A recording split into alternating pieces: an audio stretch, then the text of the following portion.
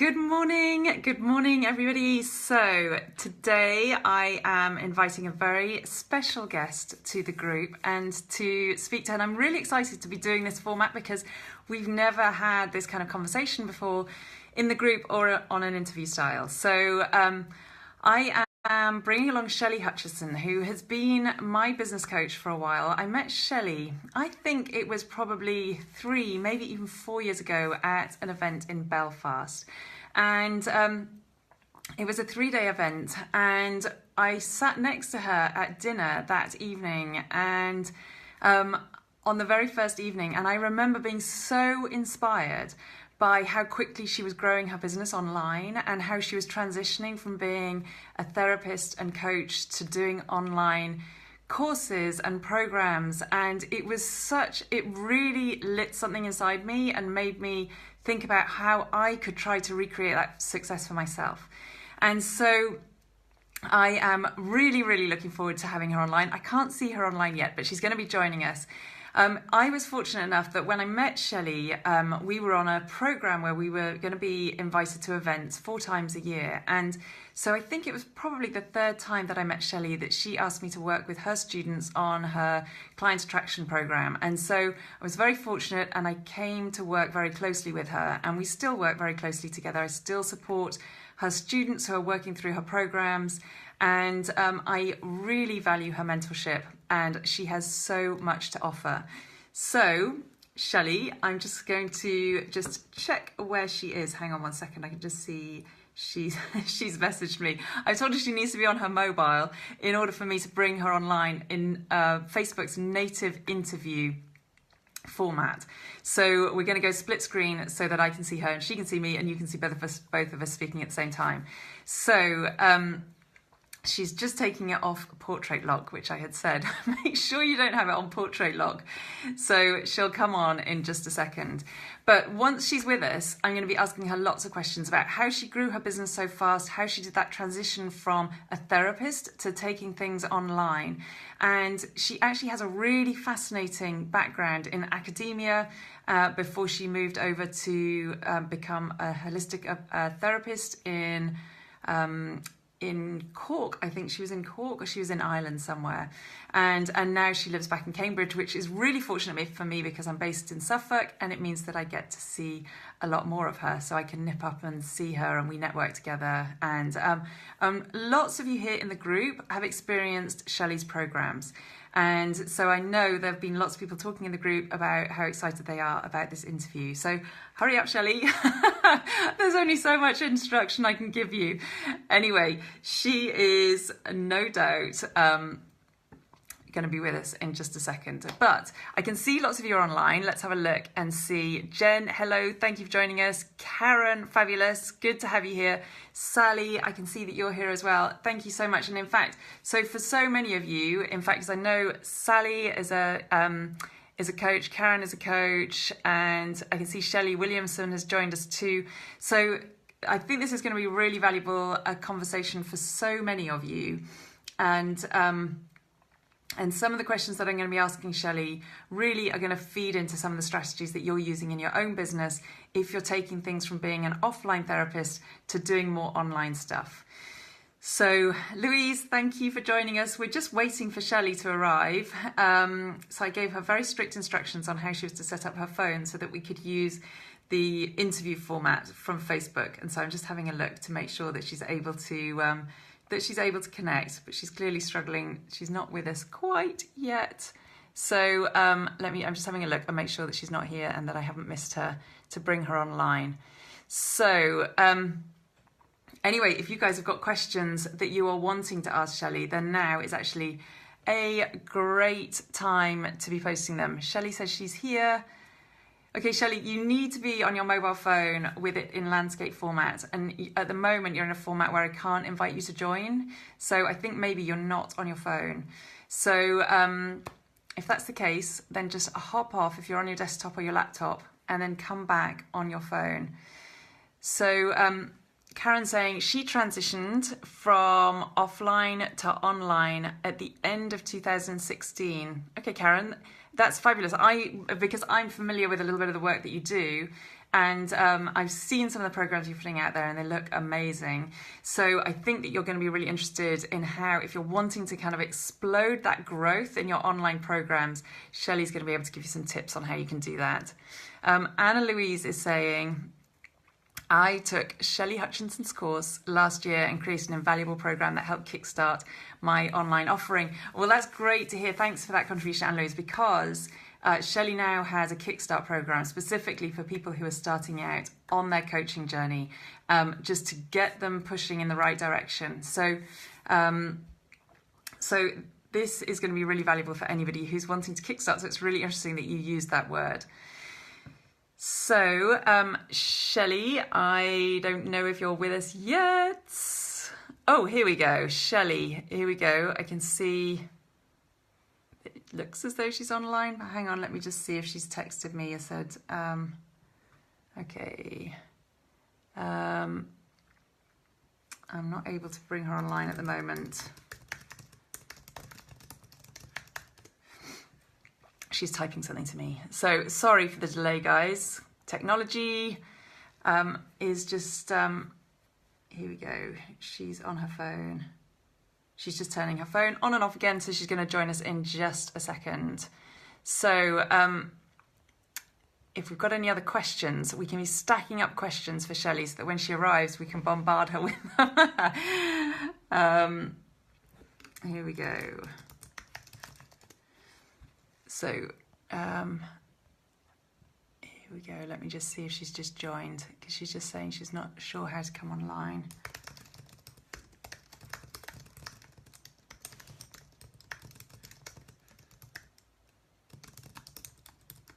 Sorry, this isn't great. It's not great watching, is it?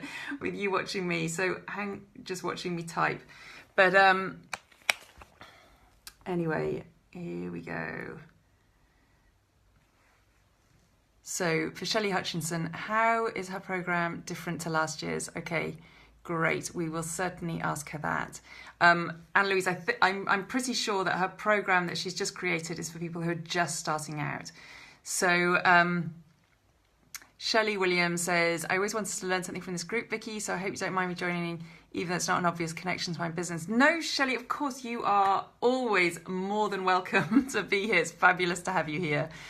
So Shelley says that Shelley says she's here on her phone in the correct format. Now, for some reason, I can see that you're watching, Shelley, but it's not letting me bring you online. So let me just, here we go. I'm adding you now. This should, here we go. It's just connecting me now. There we are.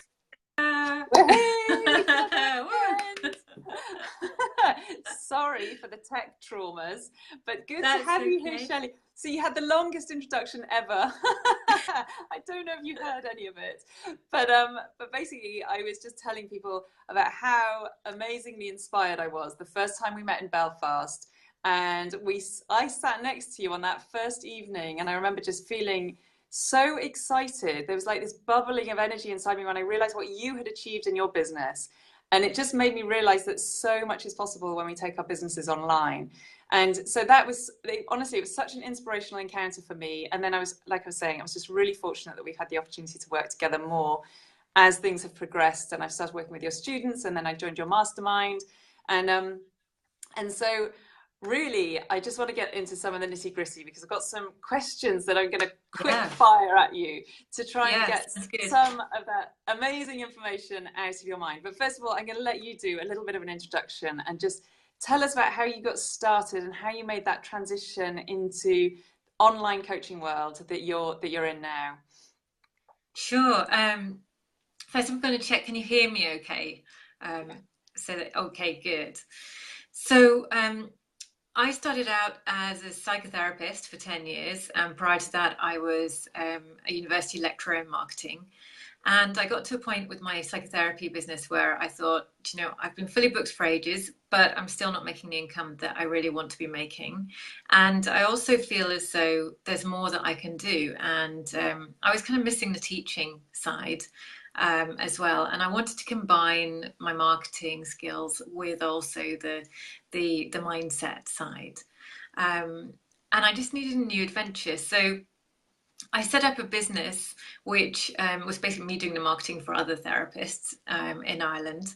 And I set that up, and it was an online networking service and on a website.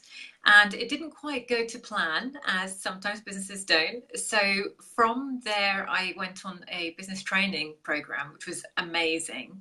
And it was just one of the local government funded ones. But they were incredible tutors. And I realized that actually I'd set up the wrong business, and that actually the business I needed to set up was Client Nectar. And I'm so grateful for having set up that business, because although it didn't work the way I wanted it to, or it wasn't what I expected to happen, if I hadn't done that business, I wouldn't have realized what I needed to do, which was Client Nectar, which was basically to create an online programs for people around the world, therapists. At that point, it was therapists, but now it's coaches and consultants as well. And that actually, one of the important things was not just to limit it to just Ireland. It was very important that actually it needed to be international.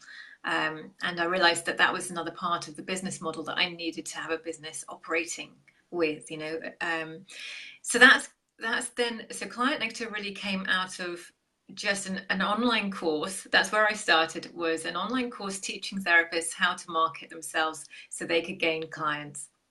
And that's literally what I started with. So just one online course, priced initially at €97 and then at €197.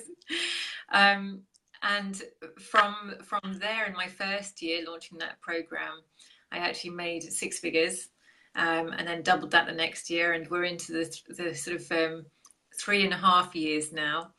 And we've just been growing really since then, and adding more programs, and actually moving away from online courses, but moving to providing small group programs so that I can really be involved and supportive with my students.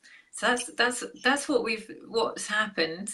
And of course, it started from something really very small initially. So, if you're listening and you're thinking, I really want to grow my coaching business, or I want to get it off the ground, or wherever you're at, don't worry if you're just starting it as a small space. Amazing things come out of it. So I think that's great advice, and actually it's reminding me of why I was so inspired when I first met you, because it just understanding where your background came from and how you got started does make us realize that actually this is possible for all of us to have that kind of success. Absolutely. So one of the questions that lots of people who are entering the coaching space now, lots of people who ask I hear people asking this question is, what can I do? Because there's so many people doing what I do. Is the market too saturated for me to get started as a coach right now if I don't already have an audience? So what would your response be to that? Well, first of all, I would say that the premise that the coaching market is saturated is actually wrong. And it's funny that you say this, because I was just about to write a blog post on it. Because the coaching market is a growing market. I mean, there's between 5 and 10% growth in the marketplace, forecasted over the next few years, as well as it's been about 5 to 10% growth over the last 3 years as well. And that's just looking at the American market. So if we look internationally, that we know that the growth is much bigger than that. And the reason why you might be feeling that the market is saturated is because suddenly when you start getting interested in doing coaching yourself, you start plugging in to Google or into Facebook, coaching, and you start liking different pages for coaches, and liking other coaches. And of course, you're going to start seeing many more ads of other coaches. So it's not that the market is saturated. It's just that everything that you're using online is now focused to showing you more content about the things you've expressed an interest in. So in reality, there's some key areas where there's expansion going to happen over the next few years. And I think if you're a new coach, it's probably very useful information. Or even if you're been going a while and you're an experienced coach, it's useful to know where those expansions are going to happen. So one of the key areas to look out for is the expansion of virtual coaching. That's really important if, say, you're doing executive coaching, business coaching, leadership coaching, any kind of coaching that you deliver into the corporate. Essentially, virtual coaching is what the direction that they're going to start moving in, because what they're going to do is the corporates are going to start to reduce costs by basically stopping having in-house training. And so what they're going to want to do, and what they're starting to do already, is to hire virtual coaches who can deliver the trainings to the different employees that they need them delivered to remotely. So they're not actually going to require you to even come in and deliver the trainings. They're going to want you to do it online. So that's one of the important areas that's opening up. Another, I'm sorry, go ahead. It's just really relevant that you said that, because I've had 2 inquiries just in the last 24 hours. So one today was from someone in the US asking me if I could do some training to her team on GDPR, because they're in a complete whirlwind about it. And and the second thing was, and in fact I posted it into the group today. I had a conversation with someone she runs a corporate business running care services, residential care services for people in their home, and she's wanting to cut back on all of their training costs, and she's wanting to do more remotely. And so I posted into the group about a tool that she could use, because she was wanting to pick my brains about whether she should run it on webinars or how she should run it. And of course I was like, well, you need to do it on Zoom, because of course that's definitely the best way to do it. She'd never heard of it before. So there's so much in terms of trying to educate these corporate people as well, because they're not necessarily in this space. And so we can really, really help them to not only cut their own costs, but do it in a really efficient way. So it just seems really relevant that you brought that up. So I'm sorry I interrupted you. No, it's great to hear the real examples. That's great. That you're a real example of this shift that's happening, and and it's great for anyone who is a coach. And of course, the other reason why we might think the coaches market is saturated is because we're now seeing so many different people call themselves coaches, and we might have various feelings about that, whether we like it or we don't like it. But in a way, what that is representing is the fact that because there's so many people offering these multitude of training in different ways, different disciplines, and it's just a lack of a good word to describe what you do. Most people are choosing the word coach because it helps describe what you're doing, where basically instead of being a consultant, you're someone who isn't going to do the work for the person. You're going to teach them how to do it themselves. So in essence, we are seeing a proliferation of people using the word coach to describe what they do, but actually it's representing the fact that this is actually a huge growing market. And it's representing the fact that actually this way of working remotely, this way of having more freedom, time, and working for yourself is actually something that, the 20-year-olds to 30-year-olds, they haven't even bothered with going down the sort of the corporate ladder approach. They're just not interested in that. I mean, my nephew's age and my cousin's age is, I see what they're doing and talk to their friends, and they're like, no, I've never worked for anyone. I just work for myself. And they're coming up with all kinds of amazing things and using technology in amazing ways. So actually, I think it's, 30-year-olds up who are maybe slower to realize that actually this, there's huge potential, and, there's such a proliferation of different kinds of work that you can do. It's by no means saturated, and there's a growing need and desire for coaches from the middle class who want to get results in the different areas of their life, whether that's relationship, health, whatever it is. Yeah, that's fabulous. Well, that's really encouraging. So for those of you who are worried, I hope that's set your mind a bit. But so if someone is literally just setting out on their journey as a new coach and setting up their business, do you have any top tips or strategies that you could give to them to get them started fast and get them going on the right track without doing too much zigzagging? Absolutely. Yeah, I have five tips that I focus on the mistakes that a lot of coaches make. And so out of that comes the solution. So I'll run through them really fast. The first mistake I see a lot of coaches making is that they set up their business on a sort of one session basis. They'll do one-off sessions for people. Don't start with that. Make sure you start with a package, even if it's a package of 3 sessions or 6 sessions. If you're nervous about doing 12 sessions over 3 months, just start with 6 sessions or 3 sessions even. But whatever you do, don't start with one-off sessions. Okay, so that's the first mistake. Another mistake I see coaches making is that they undervalue their services. It's fine for you to just get going by working with friends and family initially. And, you know, what's likely to happen is you're going to just do that for free. But you do need to take that step beyond that, and very fast. And I really encourage you to do it as fast as possible to get into actually charging for your services. And the reason why is because you've got to value it. So that's another mistake I see a lot of coaches making, is undervaluing themselves and undercharging. So I would always recommend make that shift very fast into actually charging for your services. And even if you're working with a friend, you know, I think that it's important to actually start charging them, you know, what you actually need to charge in order to start making a living from your work. Okay.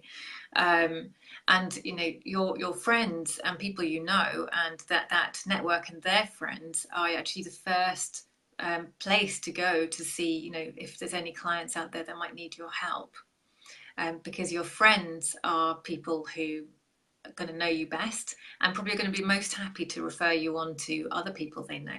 So don't be afraid of that. That's another thing I see a lot of coaches making a mistake around, is they're nervous about actually approaching friends and family and letting them know what they're up to.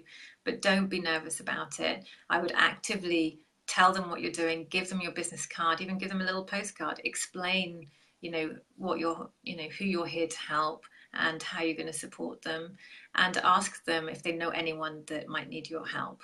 So, you know, be proactive on that. Can I just add something else in there, Yeah. in terms of like real life example? So I have a connection with a lovely lady who, she's been a coach for a couple of years now. And for the first time at the beginning of this year, she put a post, instead of on her business page and in her group, she put it on her personal profile, and she did it by accident. And she had a barrage of inquiries from people who knew her but had no idea of what it was that she was doing. So definitely don't underestimate what Shelley just said about tapping into your personal network, because so many of us don't do it because we feel awkward or uncomfortable. But actually there's people within who already know and trust you, and so are probably more likely to jump on board as a first client. Absolutely. Absolutely. I mean, it's a really good example. And I have that come up all the time with my clients as well.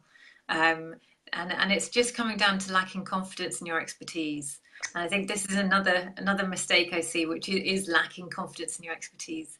At the end of the day, even if the coaching work is something that you're transitioning across to from a different profession, when you actually just start to review your life experiences, and you go back and you start to acknowledge the learnings and the lessons you've gained through your life, you will have gained a lot of knowledge, and just naturally have that knowledge, especially if you're inspired to work as a coach and you've done a coaching qualification.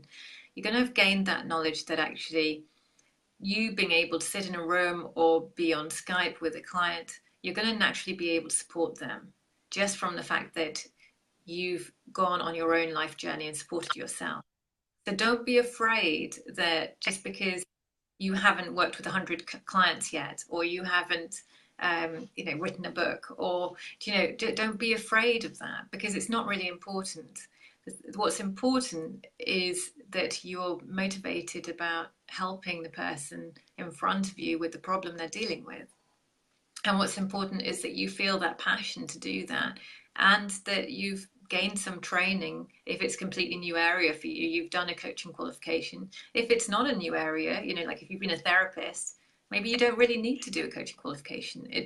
It's really about trusting your own knowledge, and taking time to really look at, journal about the knowledge you've gained and experiences you've had that have resulted in you learning how to overcome your challenges in your life, because that's what you're going to be able to help people best with. And that really leads me to my fifth common mistake, which is where a lot of coaches, when they're starting out, they don't specialize. They go very broad. They're very nervous about focusing in on any particular audience or particular problem that they can help with. And actually, that just makes it really hard to get your message out, because today, with online, even if you're just doing a Facebook page or a Facebook group, or you're on LinkedIn, or whichever platform you're using, you have to be really clear about what it is you do, who it is you help, and how you help them. You have to get that crystal clear. And if you try and be all things to all people, you're not going to have a clear message.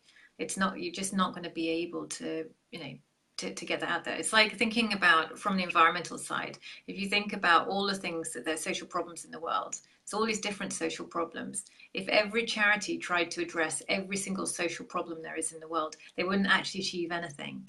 So even with like all the money that Bill Gates has, the one thing he felt with his foundation he could make a difference to is malaria.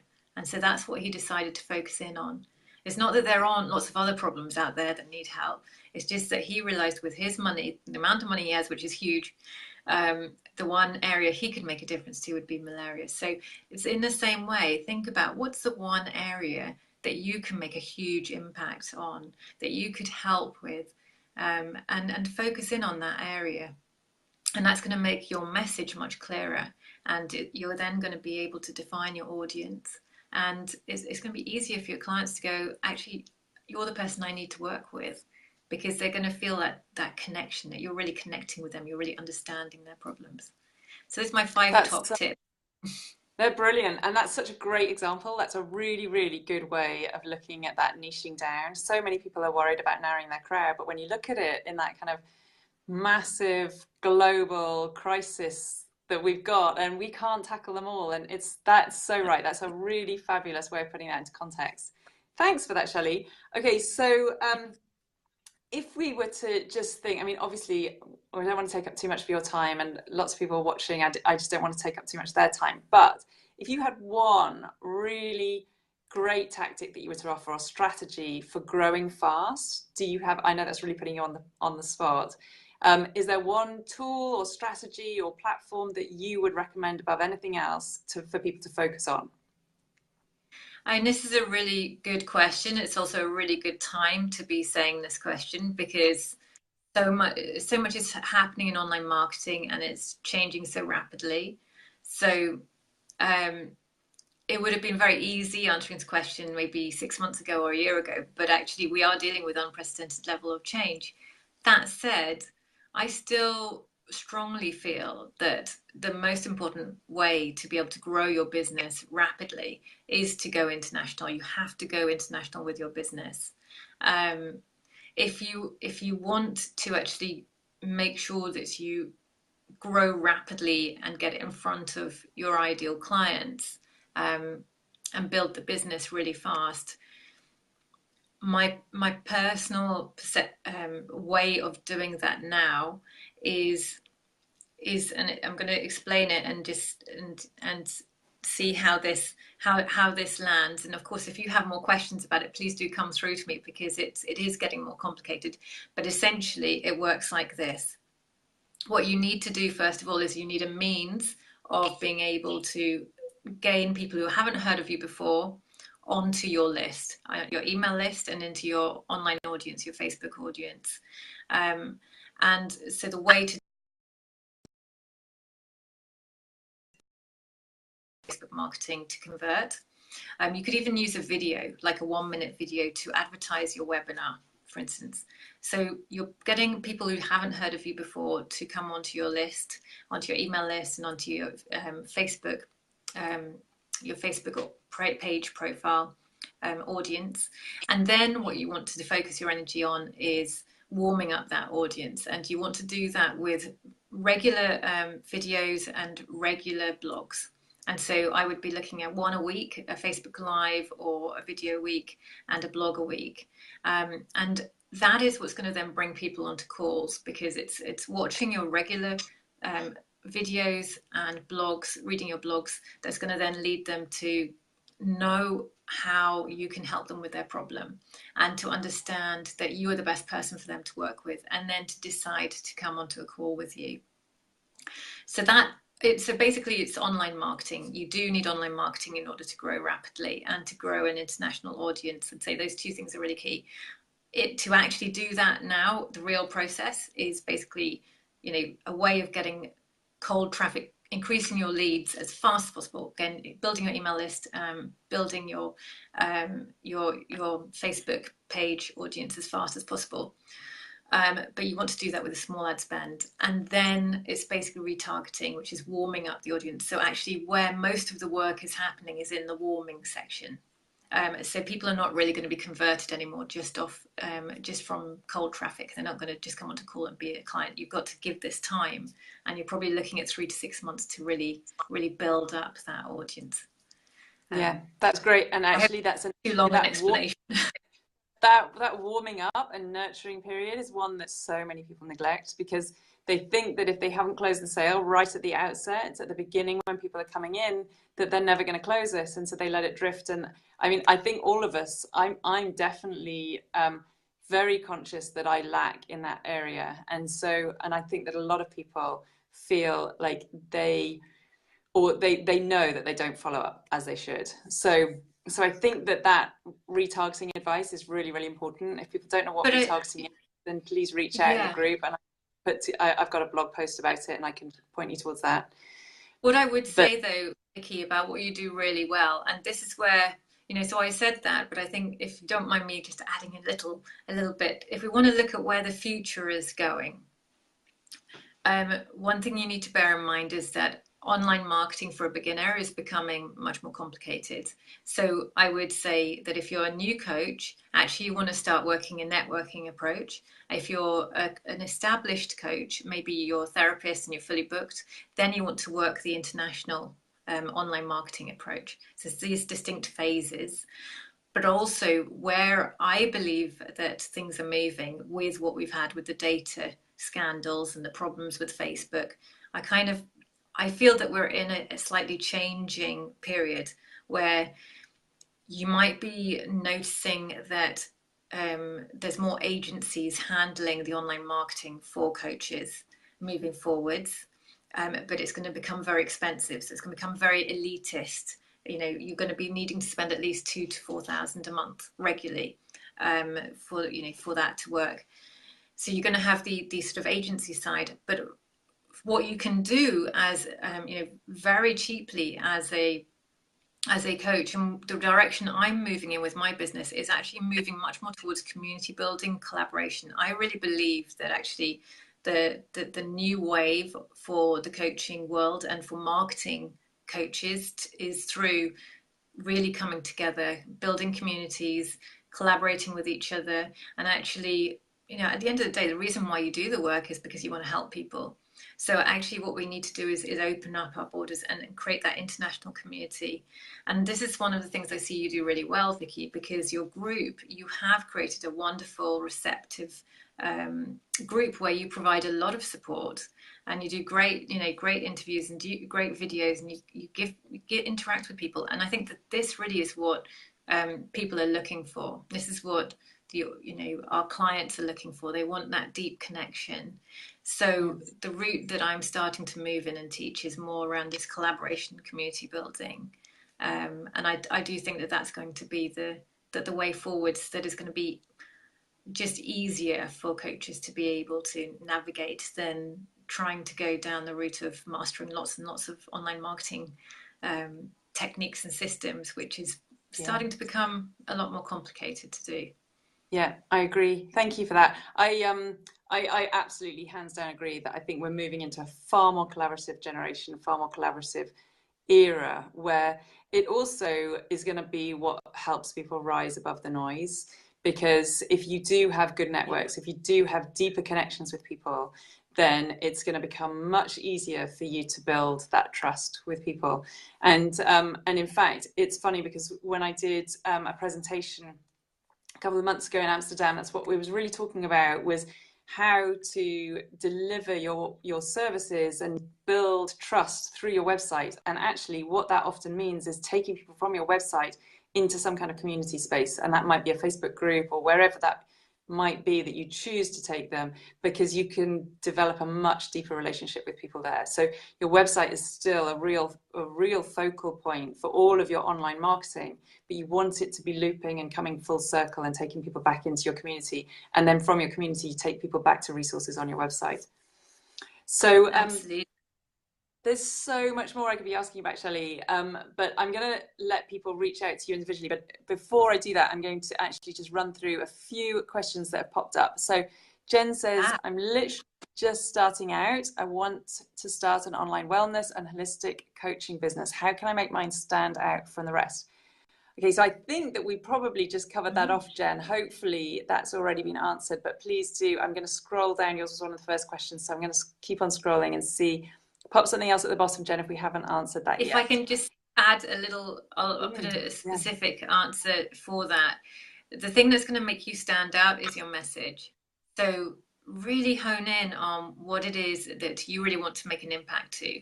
So, and look at your competitors, look at what they're doing and see what you can do better. Because at the end of the day, this isn't just about trying to be the market dominator, because, it's not really about that. What it's about is how can you help solve your clients' problems better than anyone else can, so that it actually helps them, and what can you do for the industry as a whole? So really look at that, look at what your passion is, what your message is, and live it and communicate it. That is what's going to make you stand out. And don't be afraid to be a bit controversial. If you don't like something that's happening in your industry, I don't like the fact that there's a lot of focus on the materialistic aspect of why people are coaches, and we want to have this big house and we want to have a big 4x4. I don't like that, so I talk about it. It's very important. The environment's very important to me. So find out, again, what is it that's meaningful for you? What are your values? And infuse that behind this business, because it will totally make your business stand out. Yeah, fabulous. That's a great answer, Shelley. Angela says, I think it's about your gift. What you call yourself is just a title to be understood. Yeah, absolutely, Karen. Absolutely, Angela. Sorry, I was looking down at Karen's as well. Karen says she's also never had a job. Woohoo! She's always had her own business. Jen says she lacks confidence in herself.